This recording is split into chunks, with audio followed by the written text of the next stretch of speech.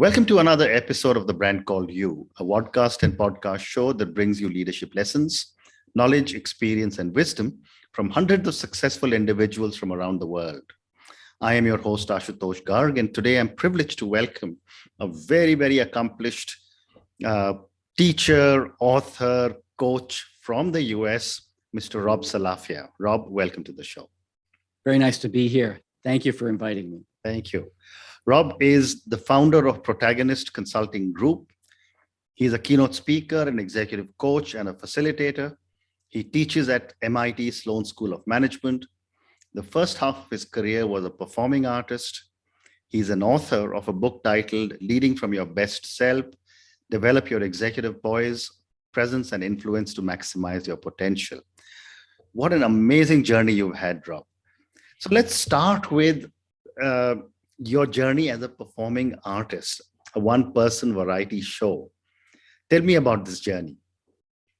So before that, when you and I had a brief conversation before this, I let you know that I was in college, a geography major. Yeah. I studied international development and studied the countries between China and India, Nepal, Bhutan, and Sikkim. A junior year in college, as a 20-year-old, I found myself on an airplane flying into Kathmandu. And I spent 4 months there. I went to northern India for a meditation course. Wow. So I have really wonderful affiliation there because when I was a senior in high school, I was introduced to Eastern religions and found them fascinating. Hinduism, Buddhism, Taoism, all of these really connected with me. And so that's where my path was leading me. However, when I came home, I had a cultural, the reemergence back into my home culture was difficult for me. And so I ended up finishing college, but I didn't pursue a career in the State Department. And so looking for something to do with my life, I took a left-hand turn and into theater for all. It just was, as I say, be like water, go with the flow. And that's what I did. What I found was an interesting place of like-minded souls that, like myself, and I became a street performer. Wow. Street performers. And in the Boston area, it was something. I had an identity as a performing artist. And it was something that I was searching for. And it was really interesting. I guess the first lesson of being a street performer is I would stand, and this is in Boston. I don't know if you've been to Boston. It's Quincy Market. It's a festival marketplace. So there's an expectation. It's not just wandering, people on the street, but this is a theater venue, if you will. And I tried to gather a crowd, 17 people around me, and like the wind, they'd be gone. And I would look at these other performers that could keep an audience of 300 people around them enthralled. And when I looked into this, I realized that you had to have something unique about yourself and you had to make yourself interesting. And what I learned was you had to make yourself interesting by becoming interested in your audience. Okay. So that's when I learned it's not about, I could juggle, I could tap dance, I was a rope and wire walker. Wow. However, it was all about getting my audience involved, creating a safe space for them to play and to kind of almost become part of the experience. And that was something that I developed over years, this audience participation. And much of that is very similar to what a leader has to do when they work with creating an environment that allows ideas and people to thrive. Fascinating. So, you then moved on to, being a coach and a facilitator, but I'd love to understand from you, how did your early life as a performing artist help you in your journey as a coach? Great question. So the focus of my executive coaching, the primary focus is executive presence. So the skills that a theater person, a performing artist has to develop, a quality of your voice, how you stand, the message you send without saying a word. The lesson I learned early on, I went to a theater program in New England, and a wonderful teacher. And I'm in the red barn where we were taking classes, and I'm juggling 3 clubs, and these are homemade, crude instruments, and I'm juggling away, working hard, thinking I'm doing a great job. He comes in, walks behind me, stops, turns, and says, "Salafia, you just don't look like a juggler," and walked away. And it kind of shocked me to begin with. But then it started to seep into me. When you think of performers, you think of people with bright energy, and their body language, their face, everything sends the message. I'm here to entertain you. I'm capable. I'm confident. So that body language is very important. That is one of the essences of executive presence. Fascinating. So let's talk about now your journey as a coach. Yes. After a successful career as a performing artist, why did you decide to give up that part of your life, which could have taken on you down a very different path in life, and become a coach? Well, I had been 15 years in theater, so it wasn't just street performer. I had a theater show. I traveled all over North America, all over Canada and the U.S. I went to Japan. That was very interesting, and parts of Europe as well. But at 35 years old, I was looking around. I almost made it in one of this off-Broadway style show, a musical. I was cast as a lead in the show. It had a great cast. It had a great theater of two directors. However, the tax laws changed, and poof, the backers backed out. Okay, gone. Yeah. So I'm 35 years old, and I'm thinking, I didn't want to be 50 years old and still trying to make a hard life. And so I didn't have a bank account. I didn't have a girlfriend. I needed to put things together. So I looked at what I had. I loved teaching. So part of being a performer is teaching others. And it's a sort of the apprentice model of learning: novice, apprentice, journeyman, master.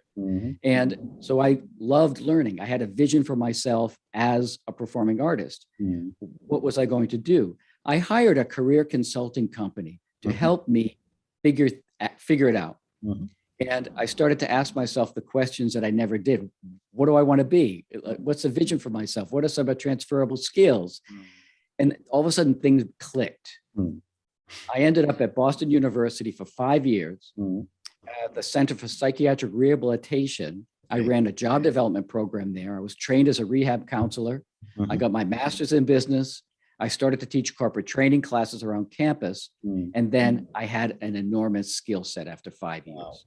Wow. And so I really love developing talent. So as a performer, and I taught at Boston University in the theater department, that's always about developing talent. And I realized that the skill sets that I learned, I had developed for years, are applicable.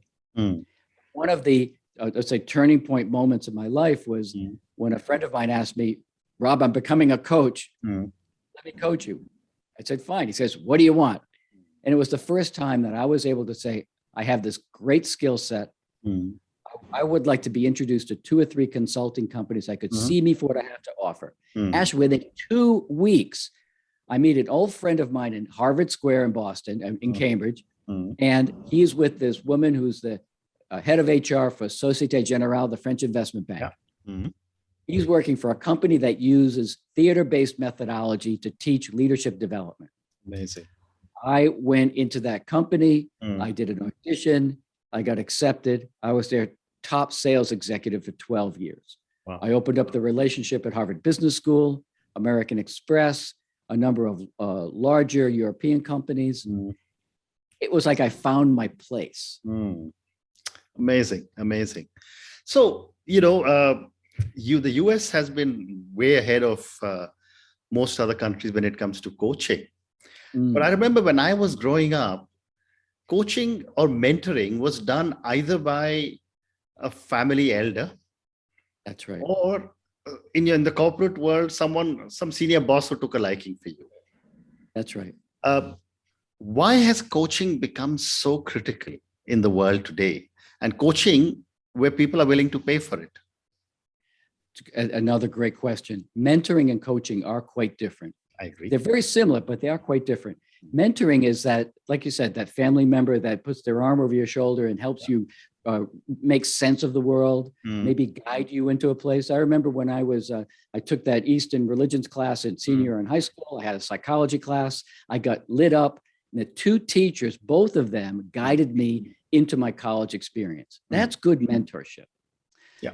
Coaching used to be a senior leader would have trouble with someone on their team and call HR and say, hey, can you please fix this person for us? Correct. That's not coaching. Because the person, it's a journey. The person that is the person being coached is on a journey. And there's a stages of change and approach to change. Some are not ready for it. Some, all of a sudden, they contemplate this. And then all of a sudden, someone realize that, whoop, especially if they're in a job, in a role, and it's like when moving from an individual contributor to a people leader, all of a sudden they realize, oh, what got me here is not what's going to get me there. A la Marshall Goldsmith. Or a senior leader that is very tactical in the weeds, but needs to develop a strategic mindset. So it's about helping people grow, expand their range, and step into larger roles of leadership, moving from managing processes to leading people, creating environments that allow people to thrive. Right. So my background in theater, performing arts, executive presence, I coach people on being clear with their words, landing their messages, and understanding that little things that they say or do influence whether or not people feel safe to contribute. Because leaders need to create an environment that draws out the collective intelligence of everyone on the team. Well said. Well said. So, there is a lot of discussion that goes on about who's a good coach and who's not a good coach, etc. But I want to ask you, from a coachee perspective, how does a coachee determine that she or he has got a good coach? Well, I'm always asking. At MIT, we have a cadre of coaches that coach within the mid-career MBA programs, the EMBA, which is the non-resident, and then the Sloan Fellows program, which is the residential one-year program. So I always say, I give people a pictorial of the journey of understanding and describing what do you want. You have all of these skills and talents here. Now you have a destination you want to go to, a vision for yourself as a leader. We're going to explore the challenges, maybe the things that you're holding yourself back, or the environment or a culture that's holding you back, and describe a path to achieving that vision. So any vision needs to be operationalized. You have to be able to good strategy to bring it to life. And then your actions have to be experiments. So you experiment, learning, and growth. But there isn't always a perfect fit. So I always say, if you say, Rob, you're a great guy, but this isn't working out, I say, it's okay. I'm here to serve you, to help you grow into a purposeful part of yourself. And so a new, to grow into a purposeful future. Correct. So if there's sometimes chemistry isn't always perfect, but I find I have a pretty good experience with and track record with the people that I coach. Fabulous. Because it's not about me, it's about them. Absolutely right. Well said. So my next question is with, it is about the younger people who are now coming into the workforce or getting into leadership roles. The millennials, the Gen Zs, the millennials probably spent 10, 12 years already in the working and now getting into leadership roles. I'd love to get your perspective on how are these younger set of leaders who are going to inherit the world, how are they going to manage the companies that they are in? How do companies prepare for them? And I'll ask you the third question also. What are some of these areas that these young individuals need to be coached in? So let's start. Let's a lot of younger, early career folks, Gen Z, or whatever you want to call them, they're fast. Mm-hmm. They grab things really quick. Yeah. And they grow really fast. Yeah. A lot of the entrepreneurial types that I've worked with in their early 30s, all of a sudden they've achieved so much. Then they pause and they go, why? What am I working for? Mm-hmm. And they're searching for something that has more meaning and purpose to it. Mm-hmm. So I help them go a little bit more deep inside and say, what is important to you? Mm-hmm. What kind of a difference do you want to make in the world? And I'll do that with everyone, but I think it's a little bit more dramatic with this younger generation. Mm-hmm. I also encourage them to like, I love the background in the arts. Mm-hmm. So expand your horizon, look into the arts, right. Look into theater, look at, explore other worlds and other viewpoints and bring those in with you. Mm-hmm. And also, I think you mentioned this earlier, develop a curiosity and reach out, lean into the older generations. Correct. Find out, open up your curiosity and learn from them. They don't have it all figured out. Absolutely. They need to learn from you too. And so it's this mutual sense of mutuality that if we can foster that communication between generations, it'll help us all. And you mentioned about you need to lean on one another. Are there any specific areas that HR heads and companies need to think about where inputs need to be given to this young group of people? I think so. If we talk about like that, there's always, I think the way HR tends to look at learning and development is they segmentize, right? So they go early career programs, mid-career programs, senior leader programs, which are fantastic. And I've been a part of all of them at all the different levels. But I think mixing some of the programs so that you get the older generations and mid-generations actually working together, maybe project-based type work. Right. Those are the ones, or a simulation. The programs, leadership programs that have been my favorite are a combination of simulation and coaching. So there's a leadership component to it, but there's a simulation component where they have to grapple on the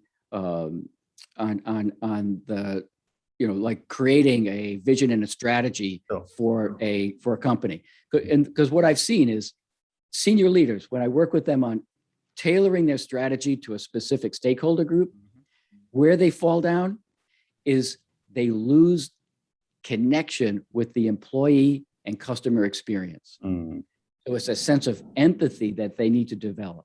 That's it. I'm always getting them to think about who is your audience, and they need more of that. And so if they did that together with the generations, I think it would serve everyone. Fascinating. Wonderful.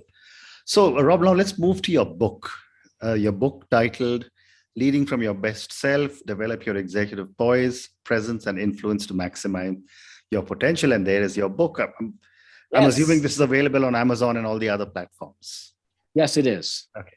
So tell me about your book and what led you to write it. Sure. So I'm in Boston and I'm in a meeting with the executive director of the CEO Club of Boston. And I'm trying to get him in, bring me on as a speaker. And he said, Rob, I love your stuff. I love your background, but I can't bring you in. I said, why not, Fred? He said, I only bring in people with books. I don't have one. He goes, I know. But he gave me the name. He said, call this person. And he helps people write them and get them published. Okay. So I did that. He lives in my next town. He's been in the business 40 years. We sit down. We have an absolutely great time. We totally hit it off together. He said, you have a unique background. You have a great point of view, a great story to tell. And I can sell this book. So we work together, and you have to hire him. So this is the way publishing is these days. Yeah. So it's like when I've come to realize when the person driving the bus pulls the bus up in front of your house, opens the door and waves for you to get on, I've learned how to get on. Absolutely. Yes. So we created a proposal. We sent it out. The beauty is this.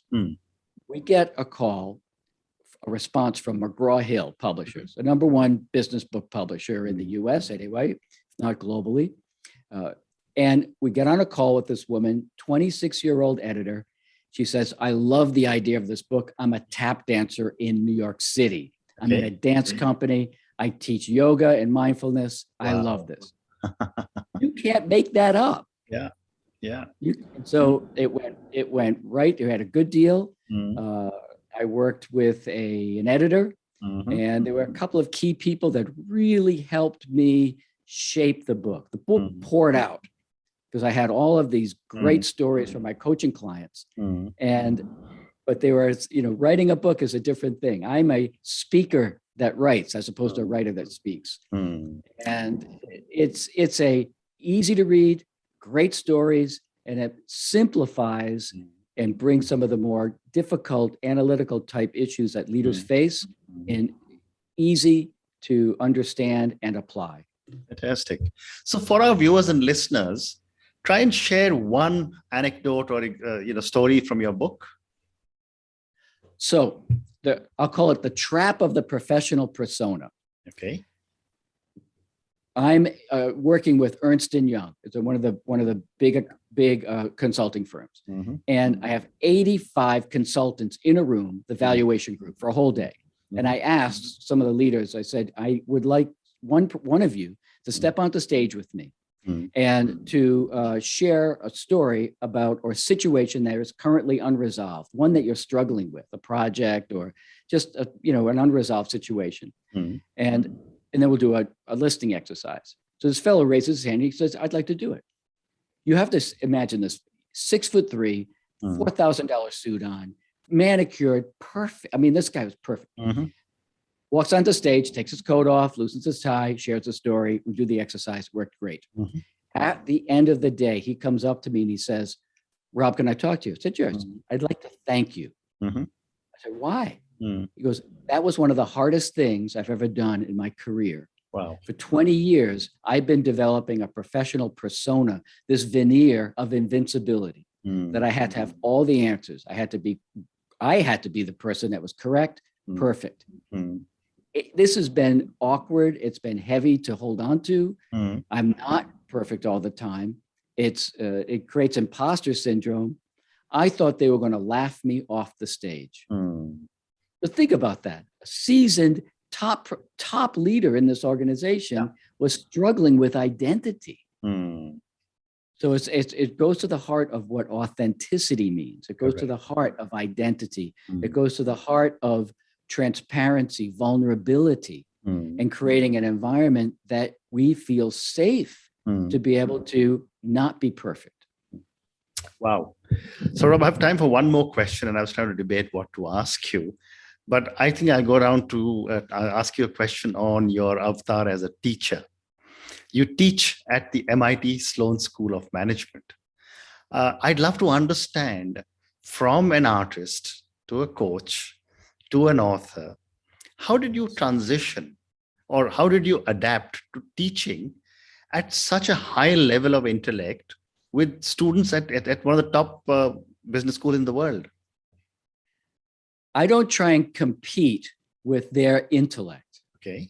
I have a background where I've learned through trial and error, through years of being on stage in front of audiences of all shapes and sizes, how to communicate, how to relate, how to send the messages that I'm worth, watching, that we can create something exciting. And so the journey of an individual leader stepping into more leadership roles is finding their voice. And I can't tell you how many of the leaders at MIT that come to these programs are looking for ways to, I understand the content, but I need to grow into becoming a leader. I need to be able to communicate better. I need to be able to communicate not just within my functional area, but across all functions. Create messages that resonate with meaning. Share, and it goes back to Warren Bennis, one of the founders of leadership. He's no longer with us, but he said the role of a leader is to look back on their personal histories, find those teachable, crucible moments. What's the lesson learned, and then share it in the form of stories. So I'm a master storyteller. And I help leaders bring those stories, those leadership stories to life so that they're vivid, that they're engaging, memorable, and relevant and relatable. Wow. As you were talking, I was relating back to when I teach at the business school. And I remember telling someone that it's very, very important to uh, contextualize content. Yes. And I think you're doing that based on your incredible experience. But on that note, Rob, thank you so much. I mean, I've really learned so many new things from you. Thank you for sharing your amazing journey from Nepal and watching the coronation of King Birendra to being a performing artist, to a coach, to an author, to teaching at one of the top business schools in the world. I mean, what an amazing journey you had. Good luck to you and God bless you. Thank you very much for the invitation. And I look forward to hearing from the people that you serve here. They can always reach out. And I'm on LinkedIn if they want to. And if they are looking for more, check out the book. I think it's an easy read. And I'd love to hear from you. Wonderful. Thank you again. Thank you for listening to the Brand Called You videocast and podcast, a platform that brings you knowledge, experience, and wisdom of hundreds of successful individuals from around the world. Do visit our website www.tbcy.in to watch and listen to the stories of many more individuals. You can also follow us on YouTube, Facebook, Instagram, and Twitter. Just search for the Brand Called You.